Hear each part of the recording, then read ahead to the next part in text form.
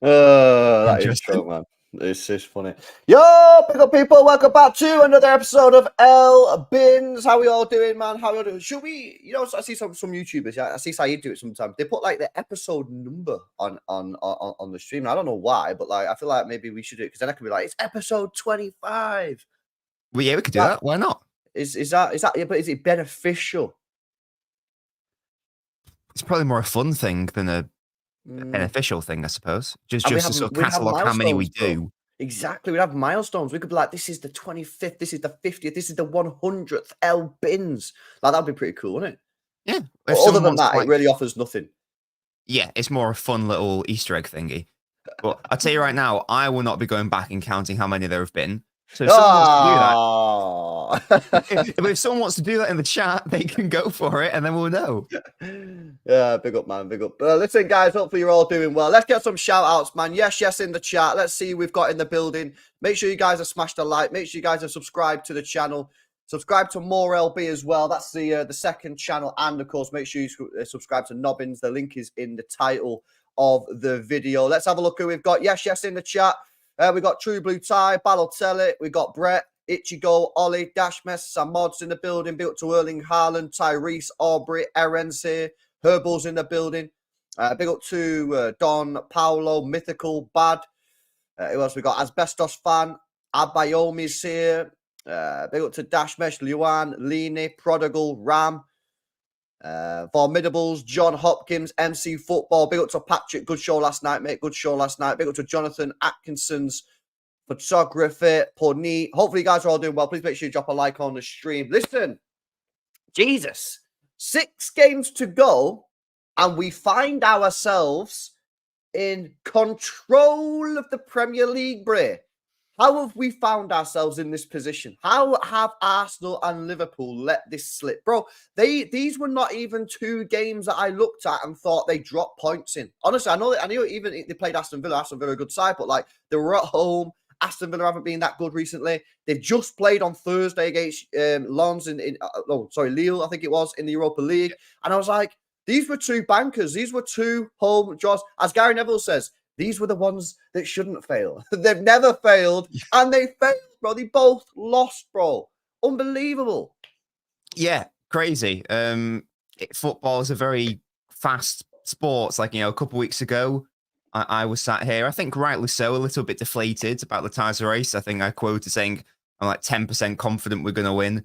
And then 3 games later, Arsenal, Liverpool decide to just capitulate. And out of nowhere, as you say, they've decided to just hand us the say and the power and the authority in this title race. And it's not something you want to do to a Pep Guardiola team.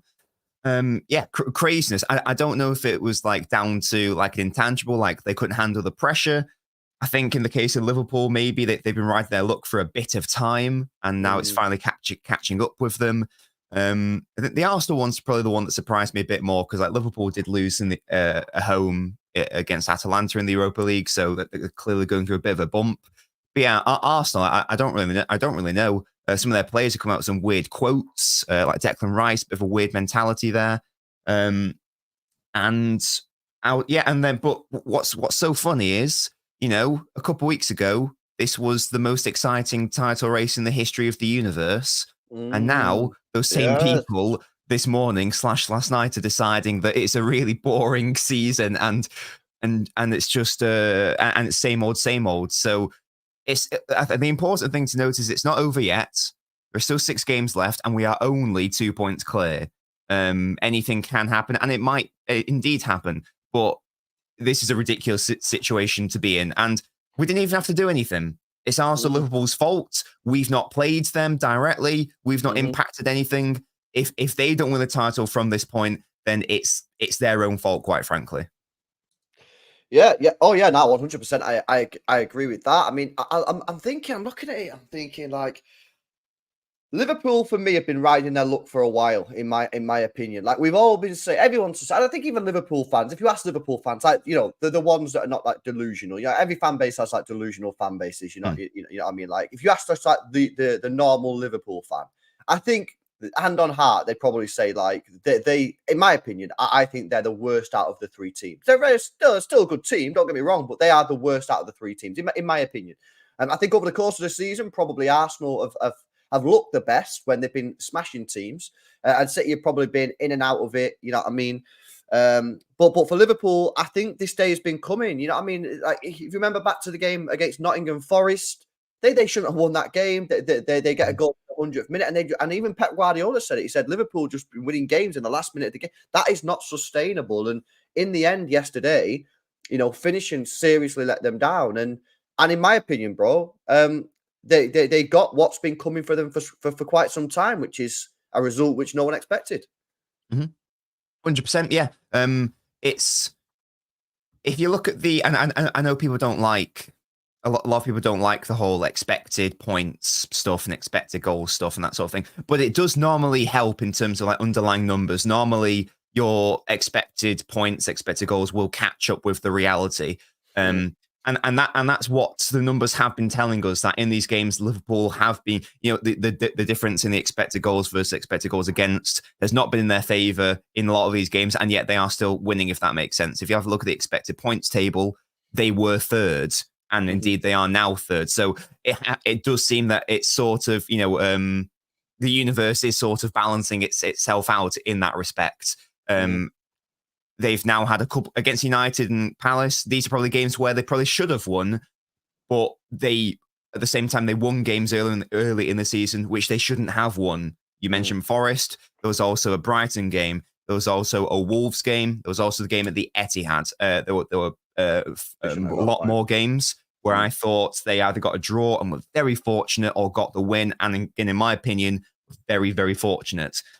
So if you're a Liverpool fan, I don't think you can be too upset with the current state of the table. For me, this is a fairer reflection of where I think they should be. Obviously, time will tell, but it's not too much of a surprise that they haven't been able to rely on Salah to bail them out again, like you know, or Nunes to bail them out again, or a last minute win or equaliser to bail them out again.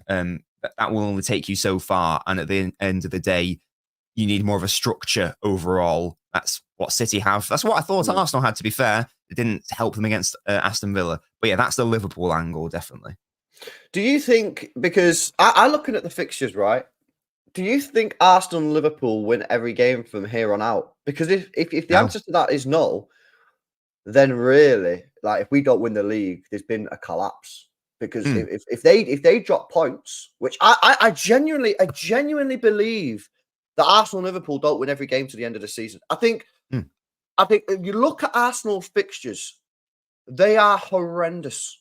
They have the worst fixture list out of all three of us. That we all agree with that. Even Arsenal fans agree with that. And like they have still to play. They've still got to go to Old Trafford, which I was laughing at a couple of weeks ago. I was like, when people was like, oh, they've still got to go to Old Trafford, LB. I was like, shut up, man. This is United we're talking about. United are a weird team. I know they just drew against Bournemouth. Probably got a little bit lucky there, to be honest with you. They should have lost. But like on their day, they can turn up on their day, and they will want to rub salt in the wounds of Arsenal. They've still got to play Tottenham Hotspur. Right, which is a derby. Obviously, Tottenham are going to do everything possible there, and they've still got to play Everton on the last day of the season, who could be fighting to stay in the division. They've still got to play Wolves away. I think that's a tricky game. They've got difficult football every match. I went through the fixtures yesterday. Every game they've got is difficult. I do not believe Arsenal win every game now to the end of the season. If you look at Liverpool, they have easier fixtures than Arsenal, but they've still got a couple tough ones in there as well. I don't think they drop points. I don't think they win every game for the rest of the season. Now, even if they draw a game, say they both draw one game, that means that we could lose a football match. That means we don't even have to worry about Spurs away, providing we handle the business in the other games, which you should be winning in the first place. So, I mean, how do you see this going? Because for me now, bro, if we don't win this title from here, either we've collapsed, or we have a decent end, but Liverpool or Arsenal go flawless to the end of the season. And I just don't see that second one being an option. I just don't see it.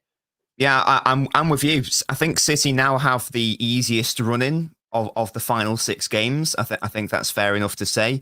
Arsenal definitely have the hardest. So if we don't win it, it is our own fault, obviously. And yeah, I do also still think that both Liverpool and Arsenal, and maybe even City, will drop some points. I didn't really realistically think that either of them were going to fail to win yesterday. So therefore, I would have assumed they would have dropped some points in the final 6 games somewhere anyway. That still hasn't changed for me. I still think there will be some points dropped somewhere. Them losing yesterday doesn't change that. And that's probably further evidenced by the fact that there's not been that many runs in this title race from the 3 teams. I think the most anyone's won in a row is like 8 or 9, and that was Arsenal. City, I think, have won like 6 in a row. Liverpool around like 5 in a row. So even winning 6 in a row, you might think like, oh, that's quite easy to do from here. This season's telling us it's not really that straightforward for any side to win that many games in a row. As I say, I'm pretty sure Arsenal's maximum they've won this season in a row has been 8 games. That's when they went on that really good run from January. So that's still not a given. There's been such a really weird season where the best teams keep dropping points, and yeah, I can really see a world where we get to the Spurs away game, which I think is our second to last game of the season, and Liverpool and Arsenal have drawn another game and they've dropped for further 2 points, both of them, which means that if we won against Spurs, we'd win the title. But it could also mean that we could afford to maybe not win that game, and then we go to the final day of the season still top of the table, which is at home, which is massive, obviously. So, and again, they've only got themselves to blame if we win it from this point.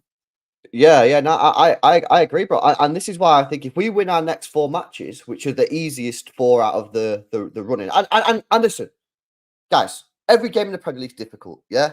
And a banana skin can appear at any time as per yesterday. Like, we know this, right? So when we're speaking about this, I'm not saying like, oh, we're definitely going to win the next 4, like it's easy. I'm just saying like we should be winning the next 4 because they're relatively easy compared to some of the other fixtures that you could have, right? So just getting that disclaimer out there before people start cooking us. But like, if we win our next 4, I believe personally that we could go to Spurs and we might not even need to win the game. That's my opinion, bro, because the fixtures that we have at that point, I'm just looking at it going, I just don't see Liverpool and Arsenal winning their next 4. So if they don't win the next 4, we win our next 4, which we should do, then we could go to Spurs not even needing to win. And that's the ideal situation, because ultimately people are sort of just saying, well, we are going to lose at Spurs because Spurs, we've never won there. We've never even scored a Premier League goal. Now, we did win there in the FA Cup, and I personally believe, I'm pretty confident this year going to Spurs. I actually think that like this is a different type of Spurs that doesn't just sit back and counter. That doesn't just sit back and counter attack. Like, they can do that still, but that's not typically how Postecoglou sets up his team, and therefore the game should be a bit more open, and that should help us a little bit. So I'm a little bit more confident, but like I say, I just don't see. Like, if you look at these fixtures, do you see Arsenal beating Wolves, Chelsea, Tottenham, Bournemouth, and Man United?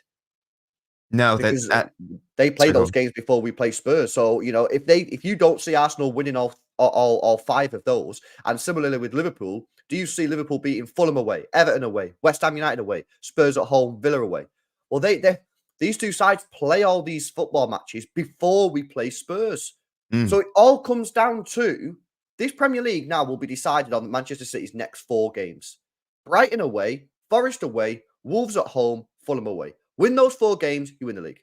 That's it. You don't even have to worry about Spurs, bro, because if you do have to worry about Spurs, that means that Arsenal and Liverpool have gone through those 5 games and somehow won them all. And I just don't see it, bro. I was going to say, sorry, can you bring up that one more time? I didn't actually realize how bad Liverpool's next 4, even 5, games are. 3 away games in a row, and then Spurs at Anfield, which will not be easy, and then Villa away, and we've just seen them beat Arsenal. So their next 5 games are actually horror. I didn't realize it was that bad, and they're all in a row. Yeah, I see them dropping points somewhere there. Maybe it's 1 draw, away against West Ham, and maybe they win the rest. But I can't see them. Winning every single one. If they do, fair play. And yeah, same with Arsenal. Probably Spurs away is the one you would earmark. But even Man United away, we know that they're a weird team, and it will be United's final Old Trafford game of the season. So there is a storyline there. So yeah, if they're able to win them all, congrats. Obviously, that's a massive achievement. But it would be very, very tricky to do that. Very, very tricky. Compared to City's fixtures, which again aren't straightforward. A few away games in there, but we realistically, I think the most likely scenario is we get to the Spurs away game. We should have won all our games, whilst Arsenal Liverpool should have dropped at least 2 points, at least. Yeah, exactly, man. I completely agree. Guys, let us know your thoughts in the chat. Ronnie's a Spurs fan. He says, guys, I think you win all your games. Big up to you, bro. Let's have a look at some of these super chats and member chats that have flown in. Appreciate the support as always, guys. Please make sure you drop a like on the stream. Free way to help support the channel. Make sure you are subscribed, and of course, make sure you subscribe to Nobbins as well. Links in the title. Big up to Marshy Boy coming in with a member chat earlier for 3 months. Says yes, LB and Nobbins, the two bottlers lost our league to win. Come on, City. Big up to you, bro. Thanks for the 3 months. Sir Alan comes in and says it's back on with a super chat, and then he comes in later on and says, "Be real, boys. Long way to go. We are top without playing well. Yeah, but we are definitely playing better, Al. We're definitely playing better in these last couple of games since the Arsenal game, right? The Arsenal game might have been a bit of a blessing in disguise. Because by drawing that football match, we put ourselves in a position where we all kind of agreed that we have to win 9 out of 9. Now, there were some people who say, no, we don't, because Arsenal and Liverpool will drop points. But most of us was in this situation where we have to go, if we want to win this league, we have to win 9 out of 9. Yeah? And as I remember saying at the time, sometimes being in that clear mindset of needing to win football matches is actually kind of better, because you don't have anything. Like, did you hear Declan Rice yesterday saying, oh, well, if we couldn't have won it, we shouldn't have lost it? And it's like, yeah, no. You don't understand, bro. You had to risk losing to win the game, because that's the position that you were in. But because they were top of the table, or like default top of the table at the time, obviously we'd already won, so we were top of the table. But you know what I mean? Like, maybe they had something creeping in their mindset where it was like, well, if we don't lose, it's not the end of the world. Whereas for us, we was in that position where we were like, if we draw against Luton, everyone was like, that's it, league over, we're done. You know what I mean?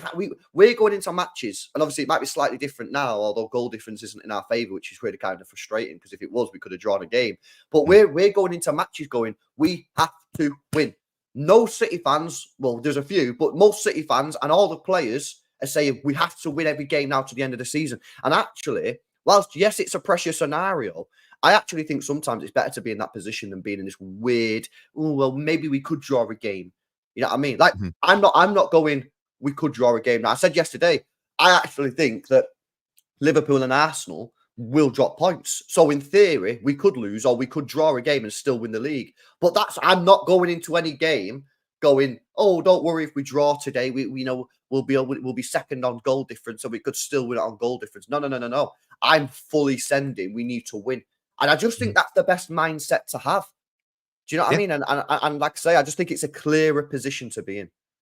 Yeah, totally agreed. Yeah, that Declan Rice comment was really weird. I think he said something like, when you look at the scoreboard and there's 15 minutes left, if it's 0-0, then you just take the point, basically. And it's like, no, you're in a title race against Pep's Man City. What do you mean you take the point? If there's 15 minutes left, you need to go win the game, man.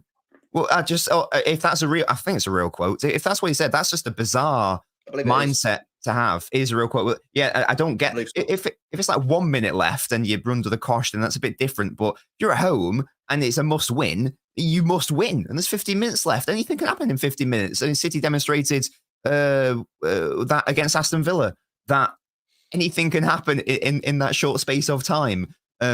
So yeah, really weird mentality. And I know we're not specifically talking about the Arsenal game, but Arteta, weird lineup decisions as well. No idea why he started Jesus and Zinchenko in a must-win game against tricky opponents at home. Do you think he was saving the players for Bayern Munich? Surely not. That would be absolutely ridiculous. Not. Well, that would be stupid. He was asked in the press conference after the game. He said, "Why did you start Trossard over Martinelli?" Yeah. And he just said, I'm a manager. I'll pick the team. Yeah, he seems a bit rattled. Yeah. Like if he That's did have cute, one bro, but eye, that's not what I asked. yeah, exactly. If he did have one eye on Bayern Munich, that is absolutely ridiculous. Now, maybe if he's playing like Sheffield United at home, I gotta get it, yeah. But you played Aston Villa, man. Come on, have some Yeah. respect for Aston Villa here. Aston Villa are a very, very good team with a very, very good manager. Arguably a better manager than Mikel Arteta. In fact, it's probably not arguable. It's a fact. He's won more Yeah. than Mikel Arteta has. And some very, very good players. So it's yeah, very, very strange. I think he gambled a little bit yesterday, and it didn't pay off. Big up to Prodigal. Prodigal says, "See what happens when you and Saeed don't do hate alongs." I know, bro. Listen, I would have been there, but I was obviously out all day, man. LB says, "Dread it, run from it. Destiny arrives all the same." I like that. That's ominous. That is nice. That is a very good super chat. Nobbins, you rock the turtleneck better than Pep Guardiola. I've got to say, bro, you do Thank you, mate. you do the stylist. You're a very good style guy.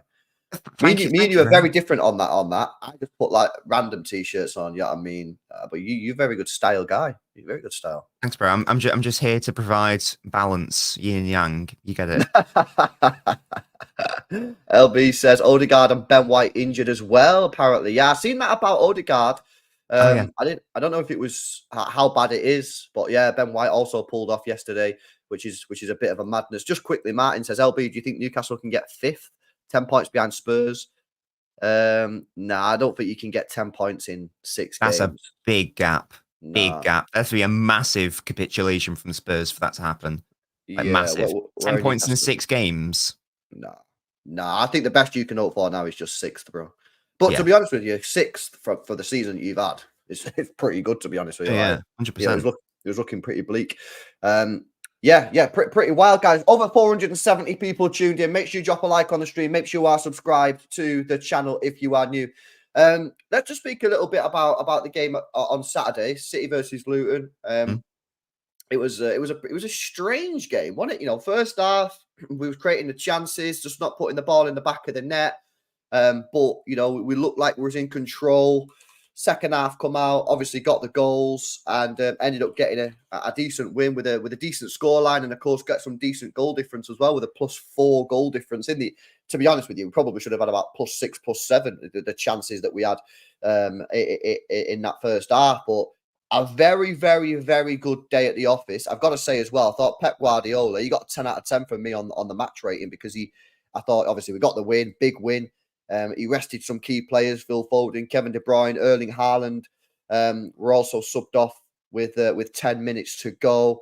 Rest as well for Jack Grealish, rest for Rodri.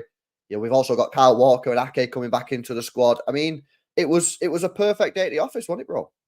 Yeah, it was. As you say, Rodri getting a total rest was brilliant. Foden as well.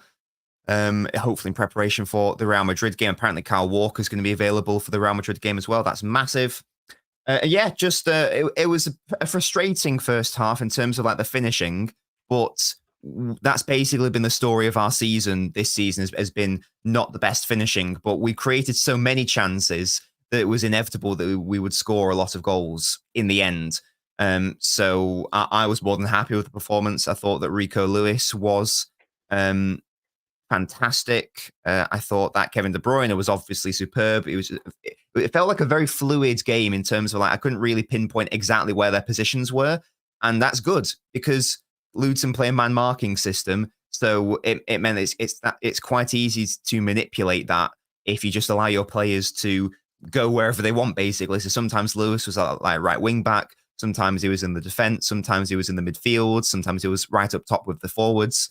I thought he was brilliant, and yeah, obviously De Bruyne is De Bruyne. I know it's only people say it's only Luton, but I thought Doku was brilliant as well, and it's good. He's had a few good games in a row now, and I think that we're sort of it's good news for next season. We're going to see a much better player next season. We all knew this as well. I actually think Doku's been better than I thought he was going to be this season overall. Still don't want him in the big games. That opinion hasn't changed yet, but I think that the signs are there that we have signed someone who could become one of the best wingers in the world. I think he could become that good.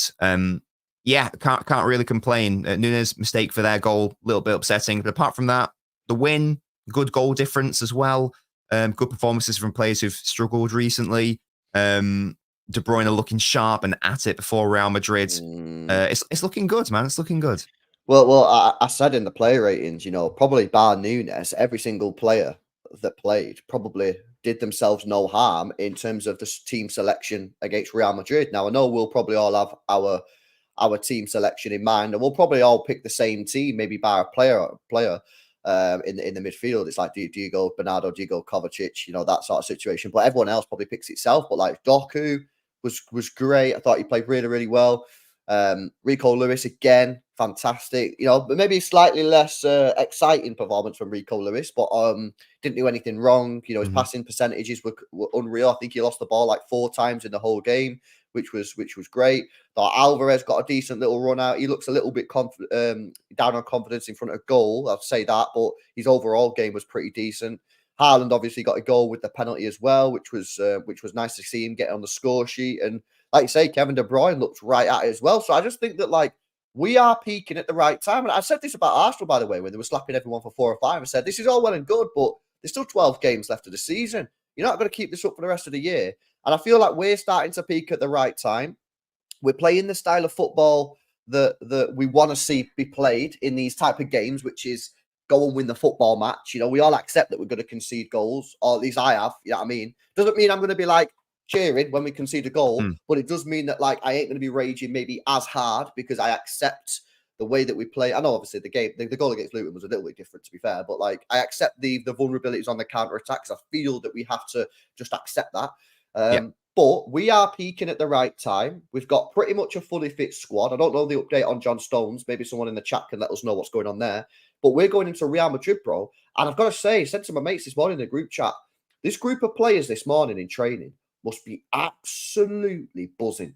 They surely have got into the training ground this morning or whatever time they're training today. And if they're not getting together and saying, we do not let this go. I mean, we got to be up for this game against Madrid. We got to go into the game against Chelsea at the weekend. Like, we've got to be just flying into everything. Like, they've got to be so gassed, so buzzing. Like, this is unbelievable situation that we found ourselves in, that yet again, we find ourselves potentially being able to win a treble. I know we've got 2 tricky games coming up this week. And for me, this week is probably the most challenging week out of the rest of the season to be able to go and win the treble, because Real Madrid, they're the second best team in Europe right now behind Manchester City, in my opinion. Like, if you play Arsenal or Bayern Munich, both of those are worse than Real Madrid. There's no doubt in my mind about that. And then, of course, Chelsea just seem to have something over us a little bit this season, even though some of it's been self-inflicted. Like, this is a huge week, bro. But the players have to be buzzing, man.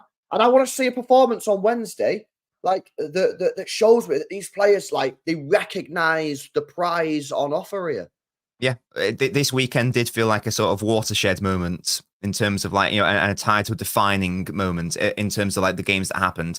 And this will be a week which defines our season as well, because we play, do we play 2 games this week, Champions League and FA Cup, is that correct? Yeah, FA Cup half 4, half 5 on Saturday, I think it is. Yeah, and I think that not just for those competitions, I think it's important for the Premier League. I know we don't play in the Premier League this week, but it's really important, in my opinion, that we win these games to help sustain our momentum in the Premier League, because these players love that rhythm of playing like every sort of like 3 days or whatever in the latter stages of the season. Obviously, you don't want burnout like with Rodri, but there comes a point where the business and we just want like next game. And if we stay in the Champions League, then we will get that. We'll also have the positive mentality of knowing that we're in the semi-final of the Champions League, we're in the final of the FA Cup.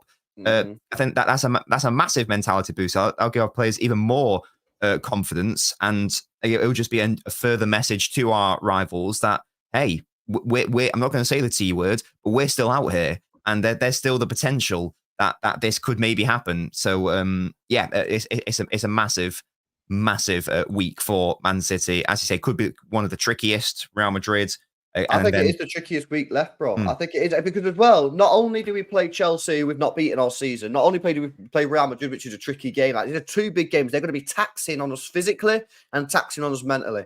By the end of this weekend, we will not be top of the table either in the Premier League. So then you've got this mental situation again where it's like, oh, I've got to fucking do it again. You know what I mean? Now I know we'll have a game in hand and all that and stuff, but like, you know, the saying, points on the board are better than games in hand. Like, we have to go and do it again. Like, the pressure will be back on us to go back to the top of the table. So what you want by Sunday, yeah, or whenever Arsenal and whenever Arsenal and Liverpool play, and one of them will win, which means one of them will go top of the table. We will need to win our game in it. You want to come off the back of a good week.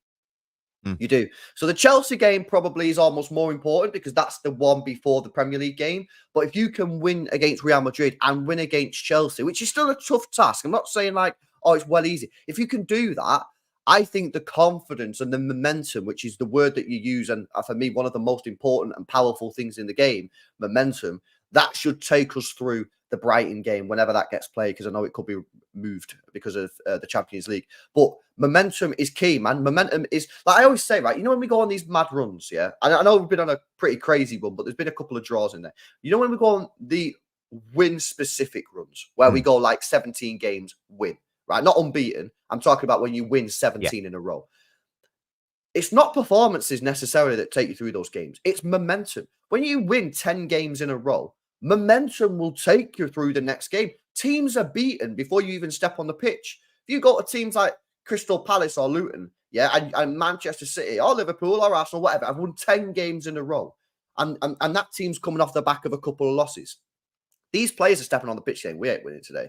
This team is fucking flying. You know, and you could argue that's what happened to Arsenal when they were flying a month or so ago, when they were beating teams. You know, they were slapping 4 or 5 past teams. You know what I mean? When they stepped in the tunnel at Sheffield United, yeah, those Sheffield United players knew before a ball had even kicked that they were getting slapped up. And everybody knew that they were getting slapped up because it was just the way the football had happened. It was the way the momentum had swung towards Arsenal. You know what I mean? And that's what happens. If we beat Real Madrid on Wednesday and beat Chelsea on Wednesday, I would be shocked if we didn't beat Brighton in the Premier League game, because momentum should take you through that. Now, maybe, of course, if you've got a super tough game, you know, it can end. But, you know, Brighton are not playing particularly well right now. Like, I watched them against Arsenal. I thought they were super poor. And I thought on another day, Arsenal could have scored 5 or 6 past them. But this week, for me, is the most important week now for the rest of the season. If you win these 2 games, I think we could have a very, very special season. Yeah, definitely. And as you say, some games are, I know it's like a cliche, but some games are won in the tunnel. Definitely when Arsenal were going on that run, like the opponents would have been looking at them like in the tunnel before kickoff and gone, oh God, like, how are we going to score past these? Because we're all talking about that. We're all rightly as well, bigging up Arsenal as, you know, the best defensive team in Europe, and, you know, the best out of possession side in Europe, and like they're not going to give you a sniff, they're not going to give you a chance. But Aston Villa sort of debunked that now, and it's a similar thing with Liverpool. Like, everyone wants to get on about City's. It seems like every time I watch City, the commentator goes, "Oh, of course, you feel like you can get at City. They've got a leaky defense, but we've only conceded 1 more goal than Liverpool, and no one really is really talking about Liverpool in that same vein. So it's evident you can get at any of these teams on if you turn up and play well, but you can't if that side is going through like a really good run, as you know, teams couldn't touch Arsenal during that period. And as you say, hopefully teams aren't going to be able to touch us whilst we're in this period either. It smells like we're sort of getting our inevitability factor back. You know, putting 4 past Villa, putting 4 past Palace, putting 5 past Luton, putting 3 past Real Madrid at the Bernabeu. It's something has definitely clicked in respect of our attacking form, which was such an issue throughout a large portion of this season. And we now find ourselves in a situation where we've scored more goals than anyone in the Premier League, which is a very good sign, because in general, the team which scores the most goals wins the Premier League.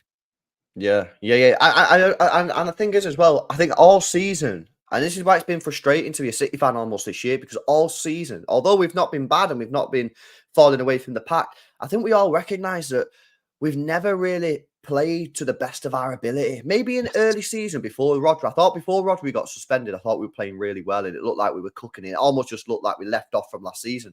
But soon as Rodri got suspended against Forest, from there, it's been a little bit choppy. Obviously, we've got a back-to-back L's.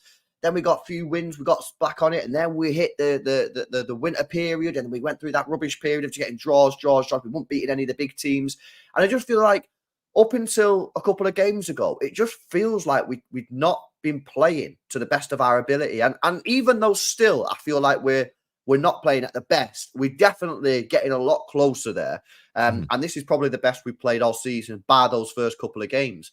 And if we can just tighten up a few things, like we could just tighten up our defense a little bit, which, I'm not holding out too much hope for, because it's been all season. And although maybe individuals are defending a little bit better, we're still conceding cheap goals, which is why I sort of still maintain that we need to be more attack focused and have the ball up the pitch and just try and create chances, because I feel that's how we're doing. But if we can just tighten up a little bit and keep playing like we have done in the last few games, I do think that we're in for something special. Of course, Real Madrid is on Wednesday. It's at the Etihad. Our record at home has been fantastic, and and then we play Chelsea on Saturday. I believe Enzo's out for that game, and I know people will say, "Oh, Enzo's shit, Enzo's this," but he's a very important player for Chelsea in the way that they play, and if he is out for that game, that's huge. And then obviously you come to the Brighton game, which, by the time we play that game, it depends on if we go through, but, Arsenal could be 2 wins ahead of us in terms of the fixtures. Now, we'll have 2 games in hand because they play this weekend and then they play on the Tuesday, whereas we're currently scheduled to play on the Thursday. Now, if we do get through to the semi-finals of the Champions League, that Brighton game will get pushed back a day to the Wednesday, but Arsenal would still have played 2 extra games. So Arsenal now have a chance to get 2 wins on the board, and put massive pressure on us. But that's why momentum is key, man. Do you know what I mean? That's why we've got to get through this week. And if we get through this week unscathed, I think that Brighton will get past Brighton. Yeah, and just on Arsenal, so they've now got two games, which are, obviously every single game for Arsenal is a must win now. This will be interesting to see, have they learned from last season in terms of the mentality and the bottling situation, because they have a really good opportunity to, as you say, put some genuine pressure on us. And last season they had the potential to do that, and they capitulated, and then we obviously beat them quite comfortably. So it'll be interesting to see, has there been a mentality shift, or is this same old Arsenal in terms of what we saw last season? Has there been an evolution in that mental factor? Or are we just going to see them, hopefully, just throw it all away again? Will it be too much for them, knowing now that they don't have any wiggle room, knowing now that it is absolutely a must-win with City, and Liverpool breathing down their neck? I don't know if they're going to be able to do it. Who are the next 2 fixtures again? Arsenal, they play Wolves away, yeah, and then they play Chelsea at home.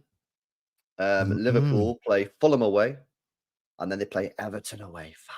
So I can maybe put a little asterisk to that Wolves away game, maybe, because Wolves are not a bad team. They obviously beat us. Yeah, they're a good side, man. I actually really, I've said they're my second favourite team this year, which is quite funny because they beat us. But I really like the way Gary O'Neill plays football. Genuinely, that could be a draw. Genuinely, even with Liverpool, Merseyside derby, Everton, desperate for points in a relegation battle, that could be a draw. So if they drop further points before we've even played, then I don't even know what to say. It's just funny at that point. Mate, this weekend, if Fulham or Wolves, both of them again, I don't want to get too greedy, but if Arsenal and Liverpool drop points again this weekend, which they in theory could do, because they're playing Wolves away and Fulham away, and people keep telling me Fulham is going to be too tricky, I think league's over. I think I just don't see if they drop points again in these 2 games, which they should be winning. This is the thing, about yesterday, why yesterday was so big, because these were not games that they should have lost. Yes. Even people talk about Villa. Villa was at home. Villa played a game on Thursday in the Europa League. This is a game that Arsenal should have won. Yes, it might have been slightly tricky, but these were not. This isn't one of the matches that I looked at for Arsenal and went, "You're losing that," or "You could drop points." I had other games, and it was the same for Liverpool. This is why yesterday was a monumental shift in where the Premier League could go. Now, of course, we've got to do our business, but going to Wolves, mate, on a 7:30 on a Saturday night. Yeah, we've just played Chelsea at this point, by the way. So hopefully, we're through to the final, which will probably, annoy Arsenal even more, because then we're in another cup final. That's pressure.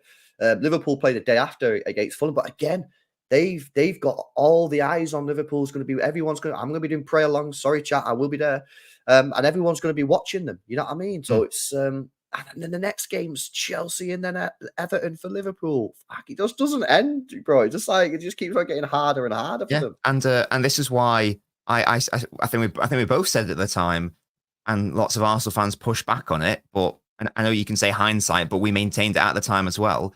They had to win at the Etihad. I think a draw wasn't. Well, okay. Maybe this is just me then. A draw wasn't enough for me. That was a must-win in order to have your own destiny and be in control. Because we all knew they were at least going to drop points somewhere along the line. City were in a weakened state. Maybe there was like a mentality issue there. We weren't playing particularly good football. Arsenal were, on the other hand. For me, that was 2 points dropped. Arsenal fans will look at that and say that was a good point gained. Maybe you'll look at that as a good point gained. For me, no, that was a missed opportunity, and they should have tried to go for it a little bit more. I'm not saying they should have done a Luton, but yeah, okay. So here's my views on the Arsenal versus City game at the Etihad.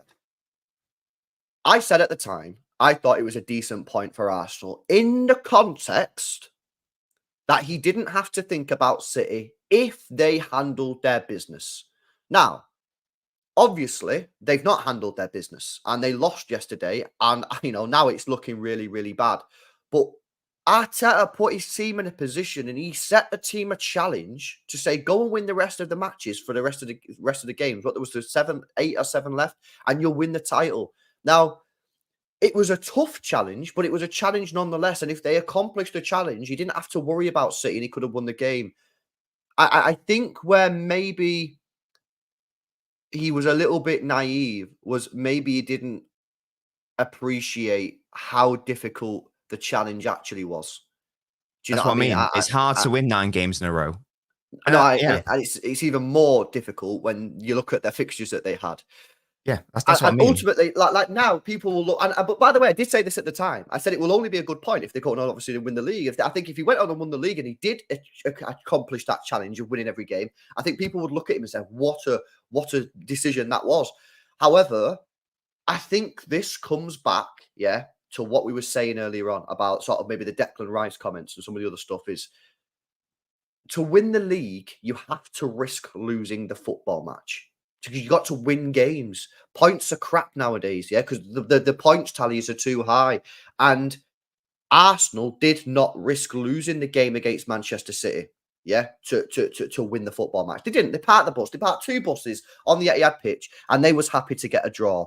And now looking back, I think everyone go, should he have done that?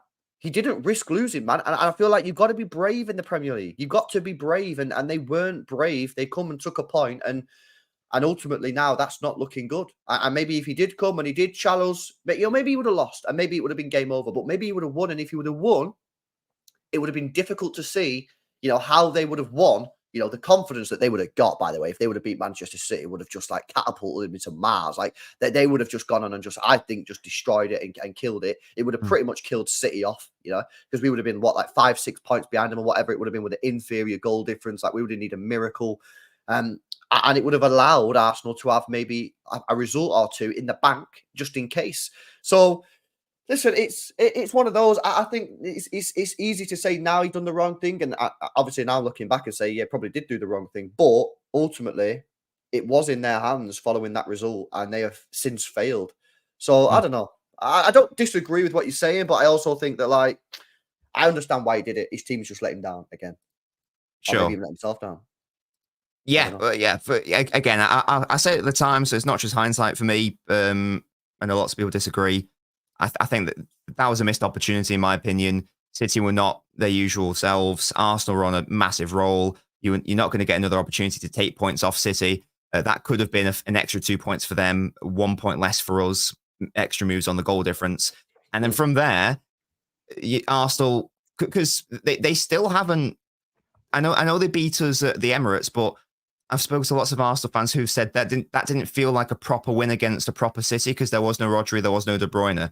There is still no evidence that they can beat us when they're on the pitch. If that over 90 minutes, I think that had they done it, that's a massive mentality boost as well. They didn't do that, obviously. So hopefully the way I see the season going now, I think that will get proven as the wrong decision, as I thought it was at the time.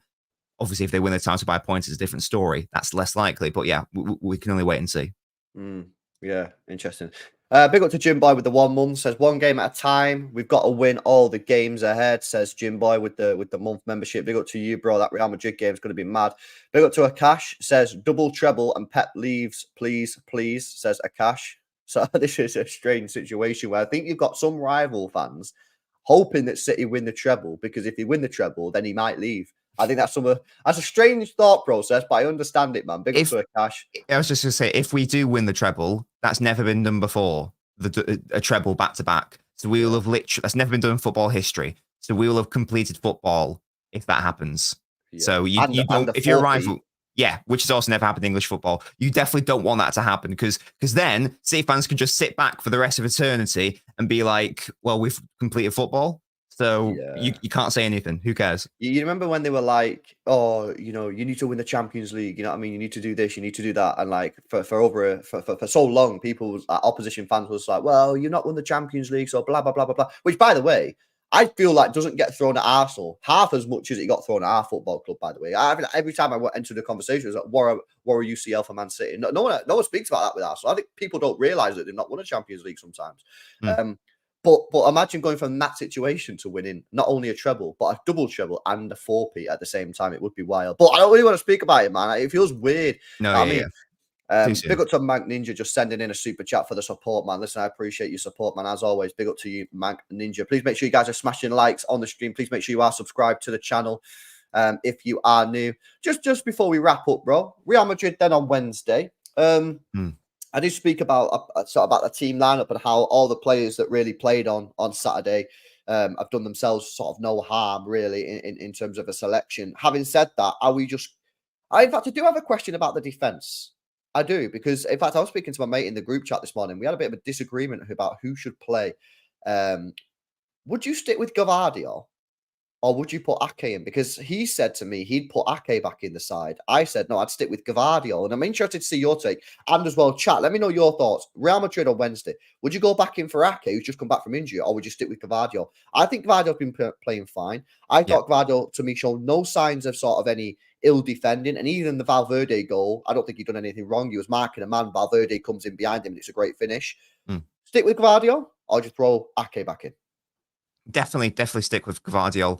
There's the practical thing when it comes to Ake, because he's been injured for however long, and is this the best? And it's not like a Kyle Walker situation, because for me, we don't really need Kyle Walker post Real Madrid game, bar injuries. In my opinion, he doesn't actually make our strongest starting 11, and no matter the game, unless it's a very specific situation like Real Madrid. So I don't think it really matters if you start Walker against Real Madrid, and let's say he at the end of the game he ultimately aggravates his injury, he's out for another couple of weeks.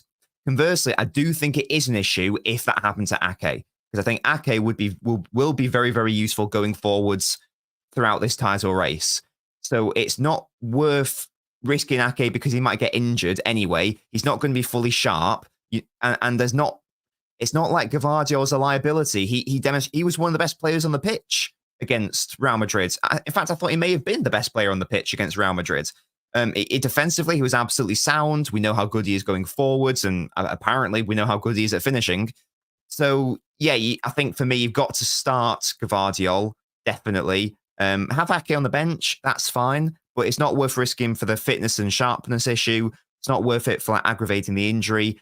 And also, it might not even be optimal, because Gavardio's been playing really good recently. So why change that?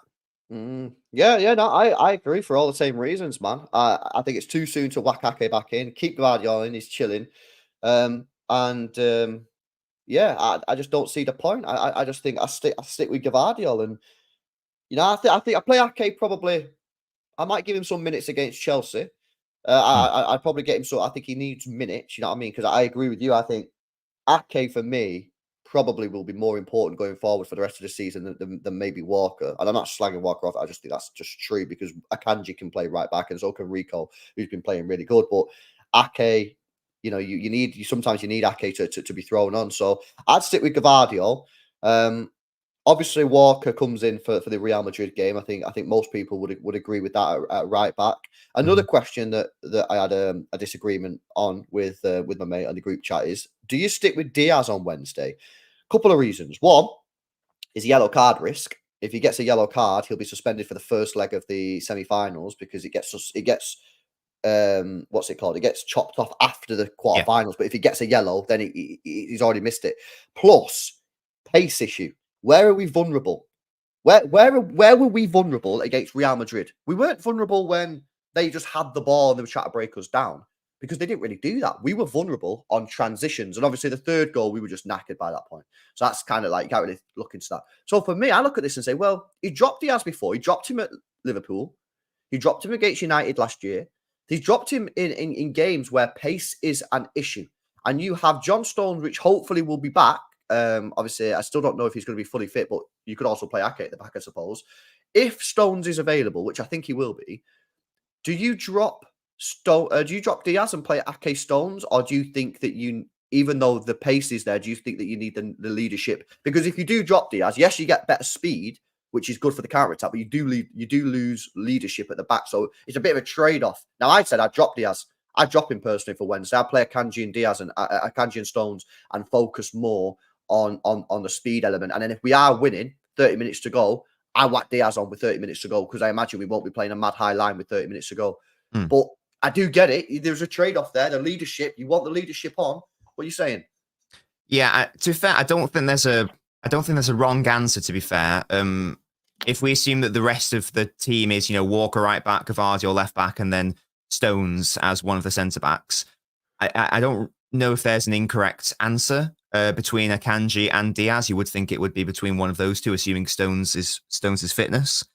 So I can see both arguments for both sides. I would probably err more on the side of caution and start Akanji, and then hopefully take the lead. And then I agree with you, sort of like the last 40, 30, 20 minutes, whatever the game state is, bring on Diaz because he's our best defender. That makes sense. Like he's our best defending defender, I think. So if we need to defend a lead, that's the player who I'd want on the pitch. But in terms of like the start of the game where all Real Madrid are going to want to do is play on the counter attack, we can't totally rely on Walker. There is a world where they just attack our left or our centre. Then yeah, I think that maybe drop Diaz. And again, there is that yellow card issue. Yeah. We can't afford him to not miss the first leg. It's a very specific, isolated situation just because of the specific threat of Real Madrid. Any other situation, then it's not conversation. I want Diaz in the team. I don't really want Walker in the team. But again, very specific threat requires a very specific setup defensively, I think. But I'm not going to hate it if Diaz starts. Obviously, he can still deal with it. His reading of the game is very good. But it's probably more of a risk to start Diaz, including the yellow card situation. Yeah, I know. I agree. I'm going to do a poll in the chat. Yes, play Diaz. No, play Akanji and Stones. Chat, have your vote in the live poll. The poll is in the live chat section. If you're watching this back on replay, you won't be able to vote, but you can comment down below. Let us know who you'd play. I agree with you, but I think it's a very, very tough call. I don't think there's necessarily a wrong answer, and I completely understand why you play Diaz. And if he plays Diaz, I'm not going to be like, oh my God, you played Diaz. Like, I get it. Yeah, I'd like chill. Yeah, I'd be very chill with it. Like, it's almost not a discussion, but I would just, for me, because the way that they played Real Madrid at home as well, I just felt that other than the transition, other than the counter attack, they didn't do much in terms of like breaking us down. So therefore, I'm just like, well, let's mitigate the problems that causes by just playing our faster centre backs. Do you know what I mean? But then I do get it. I completely understand why people are saying, yeah, we need that leadership at the back. And I get it. I get it 100%. Casey says start Diaz. What the fuck? He brings defensive stability to the team. I get it. I get that. But he's also slow. Do you know what I mean? So let's see what he does, man. It'll be interesting to see what he plays. But yeah, guys, catch your vote in the live chat, which is going on right now. I'm going to do these super chats and then we'll wrap up. Big up to Prodigal says, you really think Pep will bench Walker after Madrid? Well, maybe he will be in the team, maybe he won't, but he doesn't need to be in the team, especially in the league games. Like, who we got in the league? Like, does he need to play against Brighton away? Probably not. Does he need to play against Wolves at home? Probably not. Does he need to play against Fulham away? No. Like, so you could, and Forest away as well. Like, you could play a Kanji right back. You could play Rico right back. I think that's basically what we're saying in it. Like, you play Kyle Walker specifically nowadays because of the threat of the counter attack and the fast players. Whereas, like, those games, we should be really, going and just winning the matches regardless of what the opposition holds. So I think that's where we're coming from. Haaland says, Bray, I'm not being funny, but play Sergio Gomez CDM against Real Madrid. He played one time at CDM. He didn't put a foot wrong. Any thoughts on Gomez as a CDM? No, thank you. Bro's lost the plot. And LB says, Walker, Akanji, Stones, Gvardiol. Yeah, that'd be my back four against Real Madrid. That'd be my back four, personally. But I mean, I guess the thing is, because we've got a fully fit squad now, you could play Ake at left back if you wanted. You could play Diaz at centre half, and no one's going to be sitting there going, wrong decision. You know what I mean? Like, unless Ake pulls up after 5 minutes with an injury, like, no one's going to be crying about it. Like, this is the brilliant position that we're in now. We've got a fully fit squad. We're waiting on the news on Stones, and when you're in that position at this part of the season, it's just great. It's just great news. So yeah, literally buzzing. What you got coming up, bro? I think I mentioned it last time. I'm currently working on a video about why Jack Grealish is better than you think. So if you're a Jack Grealish defender or hater, go subscribe to my channel, because that will be coming shortly. And I also do my post-mortems after the games where I analyze the game and we talk about it with a chat and we do like a Q&A sort of thing. So if that's your sort of thing, come over to the Nobbins side. That's it, man. That's it. The link's in the title, guys. You can literally just click the link, where it says Nobbins, and then just subscribe if you've not done so already.